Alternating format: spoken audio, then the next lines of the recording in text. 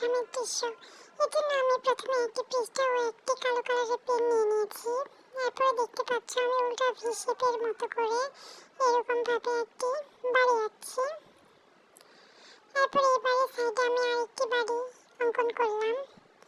এরপরে এই দুই বাড়ির ঠিক এই সাইডে একটি বট গাছ আঁকাচ্ছি, দেখতে পাচ্ছ। বট গাছটি এরকম ভাবে সুন্দর করে কাণ্ড দিয়ে দিলাম। এরপরে বট গাছের পাতার অংশটা এরকম ভাবে করে দিচ্ছি। তোমরা যদি আমার কলমের ঠিক মাথার অংশটুর দিকে অনেক ভালোভাবে লক্ষ্য করো যে আমি কলমটি কিভাবে ঘোরাচ্ছি, তাহলে তোমরা এরকম সুন্দর করে অঙ্কন করতে পারবা।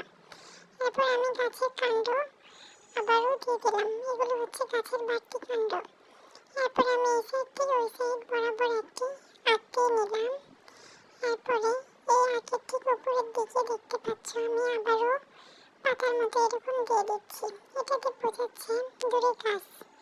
এরপরে আমি এদিক থেকে আবারও এরকম ভাবে হাত টানিয়ে নিলাম।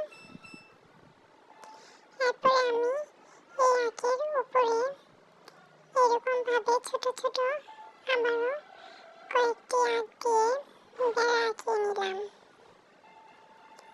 এরপর আমি এখানে একটি ছোট্ট নৌকা অঙ্কন করছি।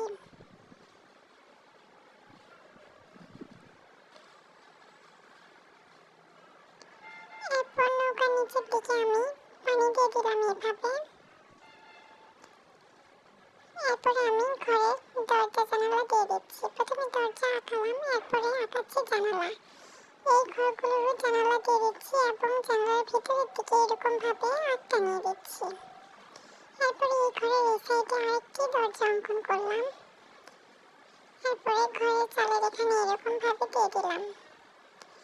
এরপরে এদিক থেকে ওই দিকে এরকম কোনাকুনি ভাবে অঙ্কন করলাম। এটা দেখে যেন মনে হয় অনেক দূরে পাহাড় আছে।